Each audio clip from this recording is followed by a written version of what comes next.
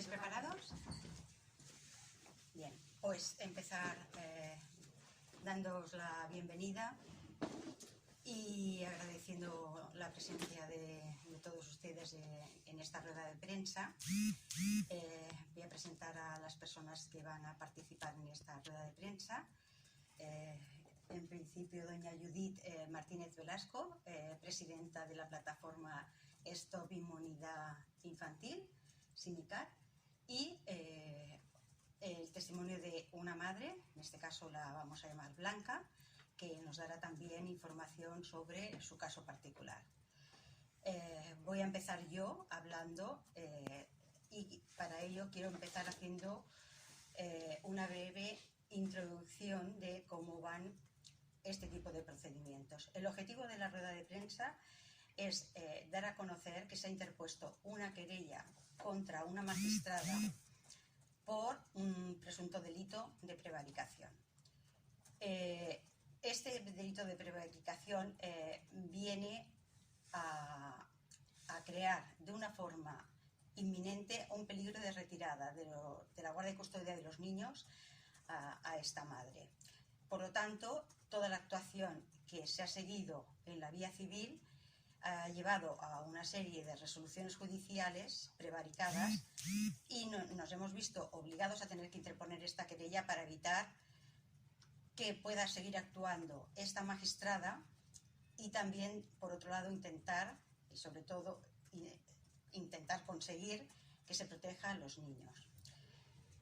El origen de los procedimientos que se siguen empieza en los casos que hay un abuso sexual a un menor y entonces tienen que pasar por una unidad, en este caso la Unidad Funcional de Abusos a Menores, la UFAM, que depende de la Generalitat de Cataluña, por lo tanto son funcionarios de la Generalitat, y esta unidad multidisciplinar, que tiene una trabajadora social, una pediatra y una psicóloga, son los que hacen de filtro y valoran si este niño ha sido abusado o no ha sido abusado.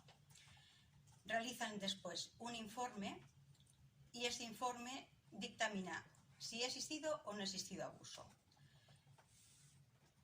Encontramos que se repite el patrón de que siempre estos informes se centran no en el estudio del niño o del presunto abusador, sino en la figura materna, que es la que intenta proteger a los niños y se ve obligada a denunciar al padre. Sin hacerle ningún tipo de examen psicológico, ni prueba, ni evaluación, ni test, tachan a la madre de preocupación obsesiva, de inducir a sus hijos a decir que han sido abusados por parte del padre y la tachan de mala madre y de que pone en riesgo la relación paterno-filial. Este informe sirve ya de base para el resto de informes que van a venir a continuación. El procedimiento penal, a partir de este informe, tanto el fiscal como los jueces consideran que es una verdad absoluta, solamente por el hecho de ser un informe público. No entran dentro del contenido para visualizar si hay errores, carencias. No, es público y es certeza absoluta. Aunque se aporten contrainformes por el mero hecho de que sean de parte, ya son no considerados o cuestionados. De tal forma que eso conduce a que todos los procedimientos penales se archiven prematuramente. Entonces hay un riesgo ya intrínseco en esto porque los niños se ven abocados con este archivo prematuro a volver a estar en manos de este presunto abusador. Tenemos por un lado que se archiva el procedimiento porque dicen que no hay pruebas suficientes para encausar al investigado y por otro lado las pruebas que se solicitan para poder ratificar que los hechos han ocurrido son denegadas por sistema. Con lo cual, todo esto conduce al archivo de los procedimientos penales. Este es el primer paso. El segundo paso luego viene a ser la continuidad del procedimiento, pero en la vía civil. El padre que ha sido denunciado de abusos sexuales, lo primero que hace Cuando esto se archiva es poner una demanda para conseguir la guardia y custodia de sus hijos. Como en el tema civil parten de la base de que los hechos no han ocurrido porque se ha archivado el procedimiento, no entienden que ya parten de un error de base, y es considerar un archivo provisional como si hubiese habido una absolución o fuera un archivo, un sobreseimiento libre. En este caso no hay archivos libres, no hay absolución. Lo único que faltan más pruebas para acreditar que se pueda continuar la causa penal. Pero no equivale a que los niños no hayan sido abusados. Pero en la vía civil, como tenemos el informe prioritario de la OFAM, que descarta los abusos, esto hace que el resto de organismos públicos que van a intervenir en el procedimiento civil, ya sea servicios sociales, EATAF, punto de encuentro, van a hacer como el efecto bola de nieve. Van a ir en la misma línea que el primer informe público. No nos hemos encontrado nunca con que un informe público haya contradicho lo expresado por el primer informe público, con lo cual se va haciendo una bola de nieve grande, grande, grande, y en el mismo sentido. La madre es una madre que no protege a sus hijos porque no ayuda a que los niños quieran irse con el padre. Los niños no quieren irse con el padre, y esto, la culpa, según los informes públicos, la tiene la madre porque induce a los niños a que no quieran irse con el padre. Con lo cual acaba todo en que se da la guardia y custodia al presunto abusador. Todo esto es un patrón que se repite. Hay un estudio de Save the Children que lo corrobora. En Cataluña se siguen siempre estos mismos patrones. Los motivos por qué se archiva prematuramente los procedimientos penales y acaban los niños en manos de sus abusadores, no tenemos certeza de cuáles pueden ser. Evidentemente, podemos entender, podemos pensar que puede ser pues, un tema de estadísticas, de que aquí no ocurre nada, de que es un país maravilloso, que aquí no hay delincuencia, no sabemos. Pero lo cierto es que los hechos están ahí, y los datos también. Trayendo a colación todo el recorrido que suelen tener este tipo de procesos, queremos manifestar lo que le ha ocurrido a esta madre y por el tema que nos hemos visto obligados a tener que querellarnos contra la magistrada.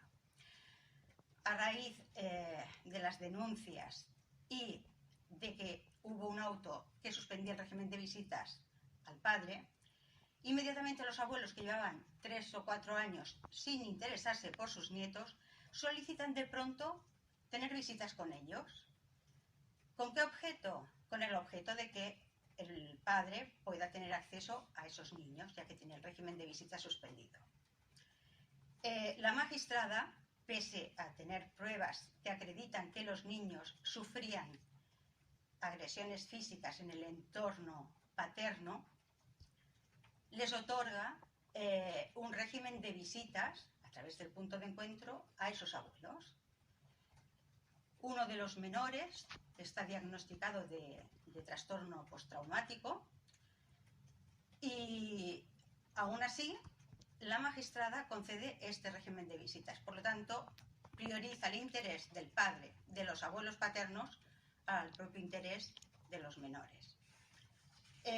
Resulta que cuando se dicta una sentencia o un auto, en caso de que esta sentencia o auto se incumpla, las partes tienen que poner otra demanda para que se ejecute lo que se está incumpliendo. En el presente caso, directamente se dicta un auto de ejecución, lo que da a entender que la madre ya ha incumplido, cosa que no es cierta. Directamente hacen el auto de ejecución y se presume pues, que la madre ha incumplido. Continuamos con el procedimiento civil. De igual manera, le conceden un régimen de visitas al padre, pese a que los temas penales no están cerrados, y la magistrada vuelve a hacer un auto de ejecución sin haber hecho previamente los oficios al punto de encuentro, al CEDIAP, al EATAF, a asuntos sociales, para que se pueda cumplir la sentencia. Sin haber hecho eso, que lo tiene que hacer de oficio el juzgado, directamente pide que se haga una demanda de ejecución. Es ella misma la que le pide a la otra parte, presenta una demanda de ejecución. Con esto se da a entender que la madre ya ha incumplido, porque hay esa demanda de ejecución y ella estima esa demanda de ejecución. Después de esa demanda de ejecución y auto que la ejecuta, requiere a la madre para advertirla de que si no la cumple, va a incumplir en un delito de desobediencia judicial, pero también se le pueden imponer multas coercitivas y además se le puede cambiar el régimen de guarda y custodia. Con lo cual, sin haber incumplido, se ve metida en una situación como si ella realmente no estuviese haciendo caso a las resoluciones judiciales, y entonces todos los organismos públicos que intervienen dan por cierto que esta madre está incumpliendo el régimen de visitas. Por otro lado, en el procedimiento de medidas cautelares que solicita el padre, la magistrada también dicta un auto diciendo que hay indicios, no sabemos cuáles porque no lo pone el auto, hay indicios de que la madre pueda llevarse a los niños fuera del territorio nacional y por lo tanto acuerda que los niños no tengan pasaporte y la prohibición de que salgan del territorio nacional si no es con expresa autorización de la magistrada. Con lo cual, sin haber ningún indicio, ni ella haber intentado siquiera solicitar el pasaporte de los menores, ni haber viajado nunca con ellos, estar los niños matriculados en el colegio, tener ella arraigo laboral, social y familiar aquí en Barcelona, sin haber ningún indicio, encontramos que la magistrada le recorta estos derechos a los niños y, de paso, empieza a hacer un seguimiento exhaustivo de la madre de lo que tarda en contestar las llamadas de teléfono, lo que tarda en presentarse a las visitas, solicitándolo todo de manera muy urgente, dada la grave situación de los menores. Y nos preguntamos, ¿cuál es la situación grave de los menores? Si los menores están con su madre y están felices. La única situación grave que considera la magistrada es que no están relacionándose con el padre.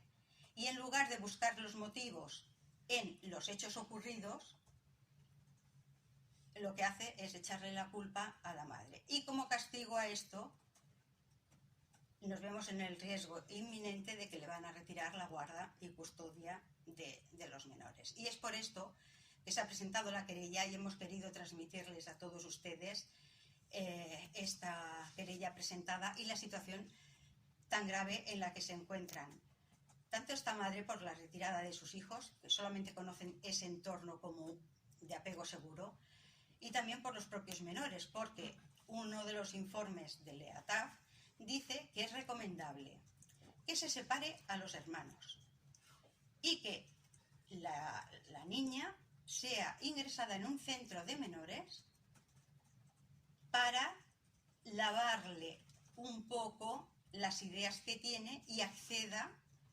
a ver a su padre y así retirarla de la influencia de la madre. Todo esto nos parece un despropósito y nos hemos visto en la obligación de tener que actuar de la única forma que se puede actuar en este caso, y es presentando la querella que les estamos comunicando. Y por mi parte nada más. Cedo la palabra ahora a doña...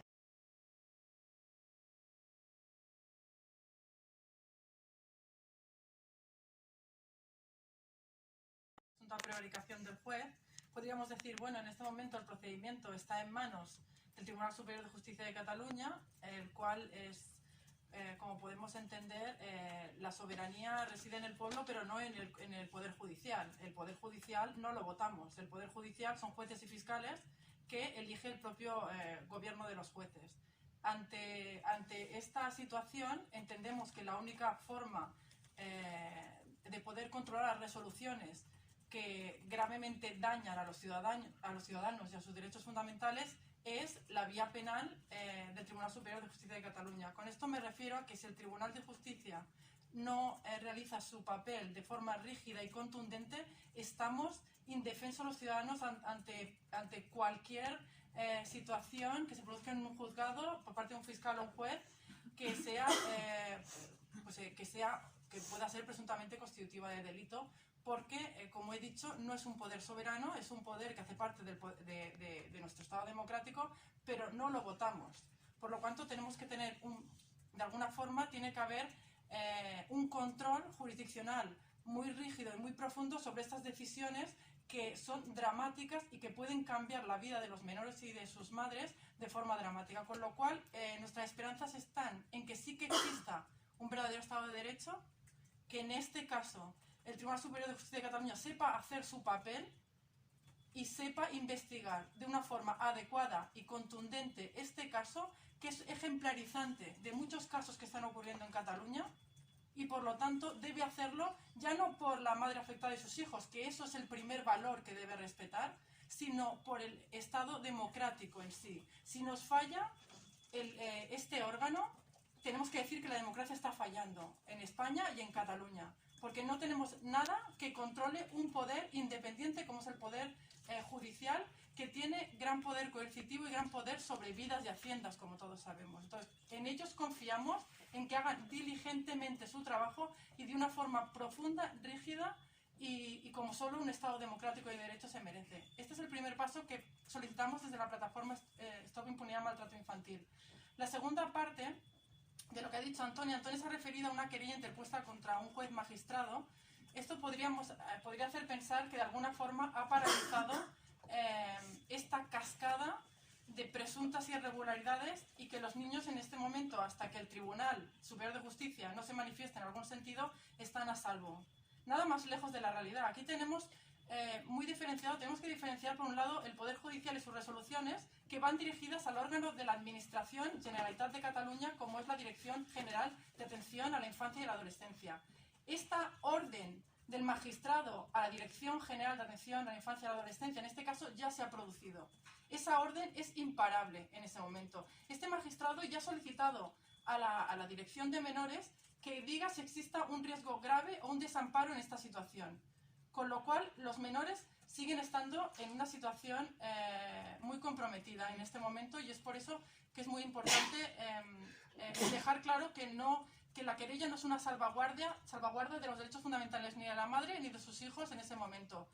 Cuando hablamos del Estado de Derecho español, de la seguridad jurídica que tenemos los ciudadanos, tenemos que pensar que la Dirección General de Atención a la Infancia y la Adolescencia, por eso me hice presidenta de una asociación, en otros casos en los que ha actuado de forma no transparente. Me refiero, esta madre ha ido a la EAIA y le han comunicado de una forma no transparente y sin darle ninguna resolución que sus hijos ya tenían un desamparo realizado. De una forma de soslayo le han dicho, es que sobre estos menores puede existir un desamparo. ¿Qué quiere decir puede existir un desamparo?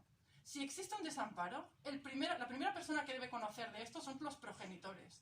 Y sobre ese desamparo existente hay un recurso de alzada administrativo que somete el procedimiento a una segunda alzada, antes de que se retiren los menores.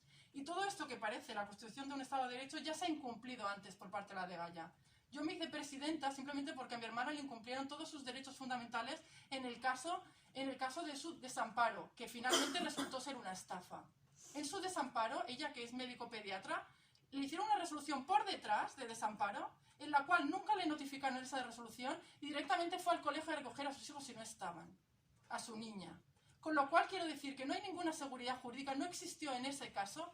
Mi hermana no tuvo la posibilidad de acceder a esa resolución en el tiempo y la forma conveniente, no pudo realizar el recurso de alzada conveniente y estuvo en indefensión durante muchos años, 5 años sin ver a su hija, siendo una pediatra. Por lo tanto, ahora, probándose que todo eso no había sido cierto, ahora es necesario decir que este caso, por sus similitudes, es necesario decir, cuidado, señores de la Dirección General de Atención a la Infancia y la Adolescencia, estamos aquí. Si en algún caso existe en este momento una resolución de desamparo no trasladada a los padres, si no se les da la posibilidad de hacer recurso de alzada antes de quitar esos niños, Cuidado que estamos incurriendo en un delito grave de prevaricación. Y esta vez no solo se van a enfrentar a una parte, se van a enfrentar a muchas asociaciones que vamos a querellar a esa dirección. Por lo tanto, hay un problema grave si todo esto está ocurriendo en este momento y no lo saben las partes. Ya no pueden actuar como actuaron en el pasado. Ahora sabemos cómo se manejan, cuál es su modus operandi, y esto tendrá una repercusión en el ámbito penal y en el ámbito internacional.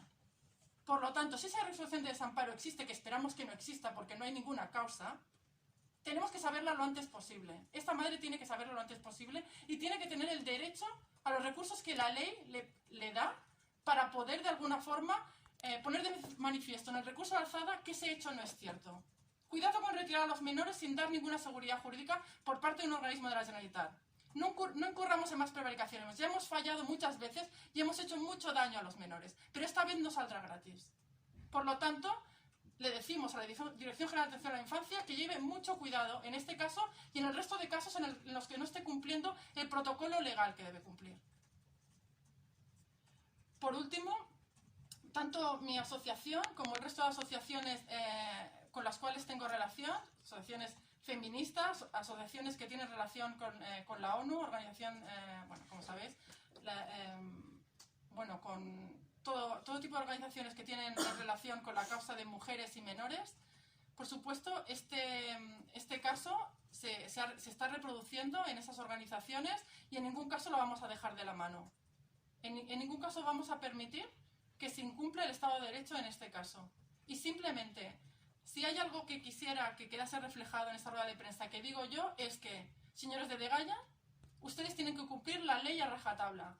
Si algo existe, esta señora tiene derecho a tenerlo en el momento procesal oportuno, tiene derecho a reivindicar sus derechos por medio del recurso pertinente y no actúen de hurtadillas y por detrás, porque ya lo han hecho en otras ocasiones. Han fallado y han hecho mucho daño, pero esta vez no será gratis. Ni para la Generalitat, ni para los funcionarios actuantes. Eso es lo que quería comunicarles. Ahora paso la... Si no, no sería capaz de expresarme, ¿vale?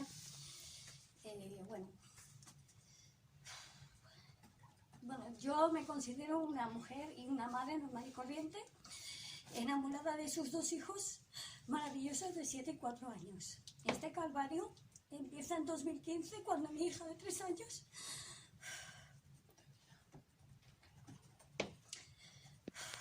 me dice que el papá me ha tocado, el papá me ha hecho daño al culete y me ha hecho llorar. Aquí empezó un infierno del que todavía no hemos salido y he de decir al que no veo final porque decidí proteger a mi hija. En aquel momento no supe lo que ello significara, ahora sabiéndolo solo me queda seguir luchando. Fui a la pediatra que me derivó a la UFAM. Me atendió una trabajadora social. Fue la primera vez que me atacaron desde las instituciones.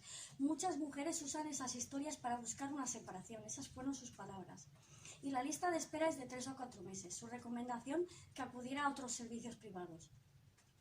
En cuanto me fue posible, me fui de mi casa con mis 2 hijos. Denuncié, llegaron las cautelares. Mi abogada en aquel momento estaba de crucero. Me denegaron la orden de alejamiento. En la vista de medidas provisionales dispusieron un punto de encuentro familiar de manera quincenal, 2 horas. Mi niña no quería ir, no podía. Esta situación le provocaba ataques de ansiedad. Íbamos obligada por mí y aún así no llegaba a entrar porque la niña se ponía fatal. Explicaba claramente los motivos a los del punto de encuentro y aún así lo único que recibía de ellos era coacción y amenaza, y hasta se reían de ella. Un maltrato en toda regla hacia mi hija sin mentar el que me hacían a mí, culpabilizándome de todo, afirmando en sus informes que no había un buen acompañamiento emocional. ¿Me puede explicar alguien cómo se acompaña a un niño que te relata episodios de abuso sexual por parte de su padre? Suspendieron las visitas y nos envían a mí y a mi hija a desbloquearnos para realizar el derecho de visitas del padre. ¿Me pueden explicar desde cuándo los humanos somos como los robots, que en un botón se encienden y se apagan, reiniciando a gusto del consumidor? En fin, la niña se vio obligada en vía judicial a volver a la UFAM. Y mi hijo pequeño, de meses, fue obligado a seguir yendo al punto de encuentro con el padre. A partir de aquí se generan pruebas del abuso, periciales de los servicios públicos en las que se abunda sobre la manipulación materna y demás ideologías SAP. Y por otro lado, contrapericiales que hacían notar los fallos del sistema. Tuve que denunciar también abusos por parte del progenitor paterno hacia mi hijo pequeño, que el sistema lo desprotegió. Conseguí un auto judicial en 2018, protector para mis 2 hijos. Lo conseguí, entre otras pruebas de grandes reconocimientos oficiales y especialistas en diversas materias, a partir de grabaciones que descubrían a las instituciones, como la UFAM, que habían tratado a mi hija, las cuales desmentían en sus informes los hechos narrados por mi hija y le daban la vuelta culpándome a mí de posible inducción o incluso de preocupación excesiva, adjetivos derivados del SAP, contra mi persona. Estas fueron las conclusiones de UFAM y que causa-efecto bola de nieve en todo el resto de intervenciones familiares. Discurso materno no creíble. Para empezar, ¿a quién se evalúa? ¿A la niña o a la madre? Hasta en la entrevista con la pediatra el discurso contra el padre tampoco era creíble. Por todo lo mentado concluimos que no hay signos de abuso, sino signos del contagio del discurso preocupado de la madre. Es decir, que mi hija diga que no tiene papá porque le ha hecho cosas malas y especifique que su padre le tocaba la vulva, entre otras cosas, y aún especifique que lo hace con sus uñas y que obviamente le hacía daño y que se iba a esconder porque no quería que él le hiciera daño, todo esto son solo signos del contagio del discurso preocupado de su madre y no signos de abuso. Lo triste en todo esto es que estas palabras de mi hija son fruto de una transcripción de la grabación de mi hija por mi parte de forma oculta, que tuvo que ser aportada como prueba al juzgado y que la UFAM se vio obligada a conseguirla y a plasmarla en su informe, puesto que esta unidad ni graba a los niños ni transcribe las entrevistas. Y aún así las conclusiones ya las he dejado explicadas hace un momento. Me gustaría parándome en la historia, hacer un inciso. Una fiscal en la vía penal, en la declaración inicial de mi demanda, en cuanto a los abusos de mi hijo pequeño, una de sus alegaciones fueron que había que tomar con cautela la pericial o exploración que un experto en abuso sexual infantil, porque lo es, hizo, cuestionándolo solo por ir de parte. En cuanto al auto protector antes mencionado de 2018, donde se recogen los fallos del sistema referentes a mi caso y se suspenden las visitas de mis hijos con su progenitor acreditando los hechos de los abusos, he de decir que cabe destacar lo ocurrido recientemente. En la primera parte del juicio iniciado de jurisdicción voluntaria a petición de la otra parte, donde la fiscal me pregunta que si aún insisto en el hecho de la creencia de los abusos de mis hijos por parte del padre. A lo que yo contesté que no es mi creencia solo, sino el aval de otros profesionales que acreditan estos hechos. Aunque aún más destacable es explicarles que esta misma fiscal, en el juicio de medidas cautelares de febrero de 2018, donde se suspenden las visitas, esta misma fiscal, sin aún haberse pronunciado ni posicionado de la juzgadora de aquel momento, habiendo su señoría fiscal visionado con sus propios ojos las pruebas y horrorizada ante las mismas, es la que pide de forma inminente que se suspendan las visitas de forma inmediata de los niños con su padre. Sorprende que ahora no se oponga a la ampliación de visitas de mi hijo con su progenitor paterno, por ser la magistrada quien proponga esta ampliación. Eso sí me quedó por decirle, y lo diré ahora a su señoría fiscal, que también estaba avalado en sus propias conclusiones anteriores escritas y que desde entonces a este día de hoy no ha cambiado nada. Entonces, ¿alguien me puede explicar qué papel tiene un fiscal? ¿Se pone una chaqueta cada vez que cambia de juzgado? ¿O que alguien me explique qué está ocurriendo aquí? Acabando el inciso, justamente quiero explicar que ayer me tuve que reunir por primera vez con la EAIA, el órgano superior de los servicios sociales básicos. Estos, según ellos, son la vía administrativa que hace una propuesta a la degaya para decidir en pocas palabras con quién han de estar mis hijos. 2 técnicos que no me conocen de nada. Tienen que decidir sobre mis hijos, sobre su futuro, sobre su bienestar físico y emocional, sin verlos ni conocerlos. Y solo valorando las pruebas de ámbito público, que justamente son las pruebas que dicen que yo manipulo a mis hijos. Les pregunté que por qué no valoraban todas las pruebas para tener un estudio más objetivo. Y su pregunta fue que lo de parte era de parte y que a lo mejor en mi caso no, pero que se habían dado casos. ¿Están insinuando que la sanidad o atención de profesionales privados es manipulada y la pública por ser pública es transparente? Yo no estoy entendiendo absolutamente nada. Cansada de oír que los profesionales de parte no se toman en cuenta. Me pregunto por qué se permite que los profesionales puedan ejercer de forma privada, entonces, si luego no se les da credibilidad. Y también me pregunto si les merece la pena a los profesionales de ámbito privado jugarse el ser inhabilitados de por vida por hacer algo que insinúa el sistema constantemente que a nivel general se está haciendo. Otra cosa, una de las pruebas que mi parte aportó, aparte de tener reconocimientos a nivel gubernamental, al menos aún no está instaurada de forma de institución pública.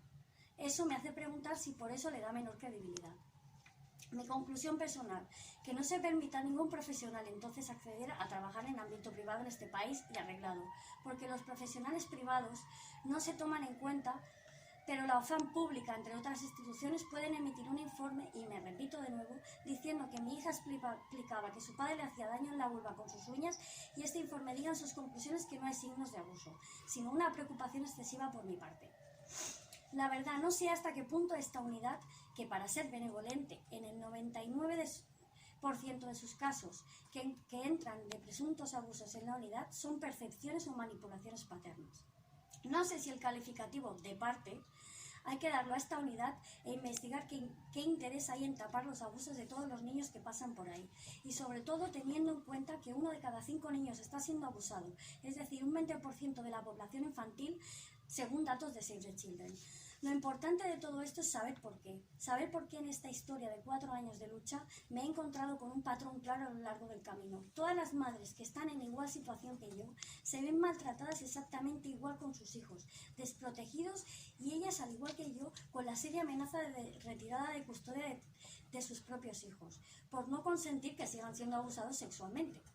Y todo gracias al sistema judicial que tenemos en este país, con ideología patriarcal y en ocasiones por desconocimiento de, o así lo califico yo, la gran trama sistemática que existe para tapar los abusos sexuales a menores en el ámbito intrafamiliar, porque hoy en día sigue siendo tabú, no en su propio significado, sino en cuanto a que se quiere dar a sino en cuanto a que no se quiere dar a conocer que en nuestro país las estadísticas de abuso sexual infantil y en el ámbito familiar son extremadamente altas, y se prefiere mirar a otro lado, permitiendo así que siga pasando, creando un futuro de tarados y psicópatas mentales.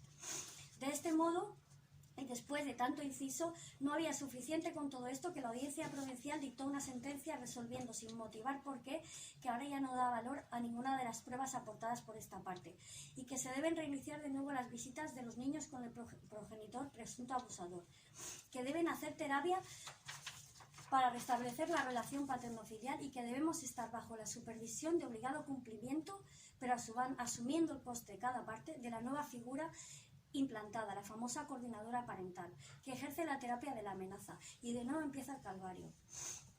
Todo sumado a continuación a un conjunto de despropósitos que me hacen llevar a ver cómo la magistrada de mi caso muestra predilección por la otra parte y enemistad manifiesta por esta parte, animando así a la otra parte a hacer cosas sin justificación, tales como que pidan ejecuciones de sentencia sin haber incumplido por mi parte aún ningún requerimiento judicial. Y quiero que esto quede muy claro, a día de hoy no he incumplido ningún requerimiento judicial, cosa totalmente probada.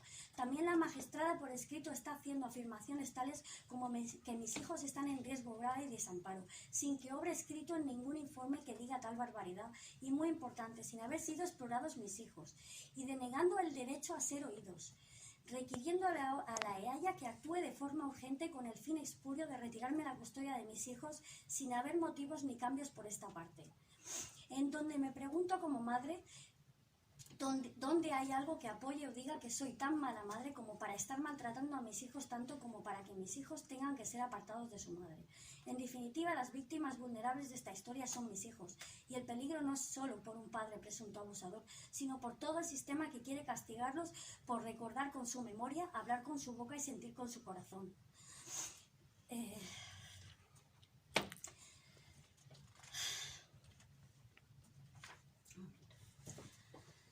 También Bebo un poquito de agua.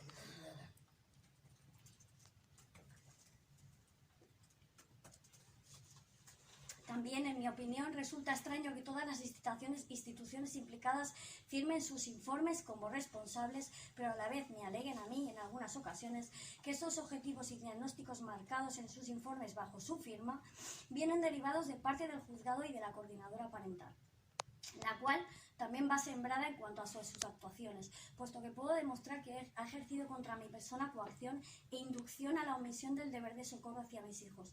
Me pregunto con qué fin. En definitiva, fallos del sistema o entramado, que si más no, a mi parecer, merece una investigación, y yo como madre suplico una investigación y que por favor se proteja a mis hijos de manera justa, objetiva, imparcial y ecuánime, sin dejar a esta parte en total indefensión y dando la razón a un progenitor que aún tiene procedimientos penales abiertos. No adelantaremos acontecimientos, pero en breve aportaremos otras informaciones en otras ruedas de prensa. Dato importante que quiero transmitir: todo aquel que pase por UFAM es sentenciado, y no hay ningún órgano institucional ni judicial que tenga agallas de contradecir esta unidad. Y en mi caso, demostrando con grabaciones que lo que el informe dice no se corresponde con lo que mi hija explica, aún se me sigue cuestionando a mí. Otro dato más, y es que para excusar la bola de nieve de informes en mi contra de las instituciones públicas se deja de explorar a mis hijos, con la excusa de no victimizarlos. O sea, se vulneran sus derechos porque mejor que ellos nadie sabrá sobre sus vivencias. Con lo que todo esto conlleva a que se hagan afirmaciones, si no falsas, carentes de fundamento.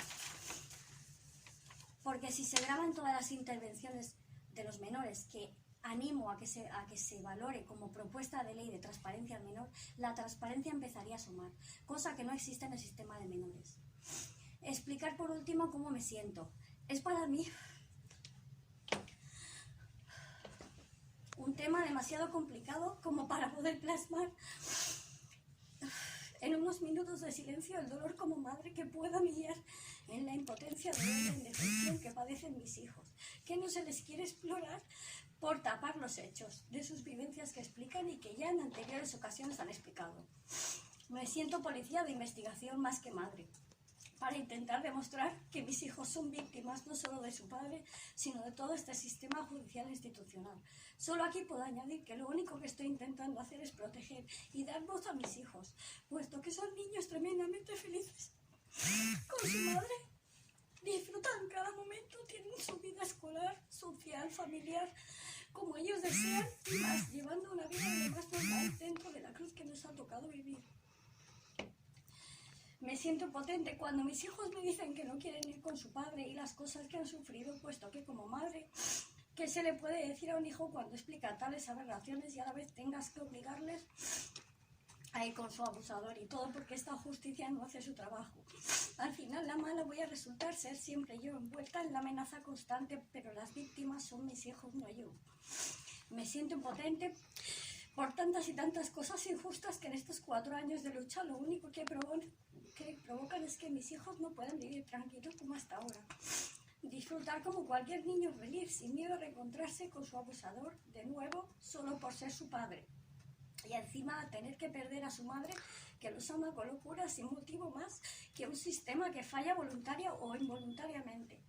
Si quiere el sistema, no tendré problemas en estar bajo un reality de 24 horas para demostrar si mis hijos son seres humanos con sentimientos o están manipulados por mí, como se dice, en base a ningún fundamento. Si tuviera algo que esconder, no ofrecería ni esta opción. Claro está que esto no es prioridad. Apartar a mis hijos de su madre sí es prioridad. Asimismo, os pido disculpas si mi discurso no sea ordenado o de otra manera más profesional. Hasta hoy he hecho lo que está en mi mano para proteger a mis hijos y lo seguiré haciendo. Y ya no sé qué más hacer. Estoy realmente desesperada y pido y suplico en nombre de mis hijos y en el mío que quien esté ahí detrás de una lectura de un artículo o una noticia en cualquier otro medio y que tenga buena voluntad, que se preocupe de ayudarnos, dado que dejo claro hoy siempre que lo único que pedimos es transparencia y justicia. Por favor, que alguien haga algo y ayuden a mis hijos a seguir con su madre. Deseo expreso de mis hijos.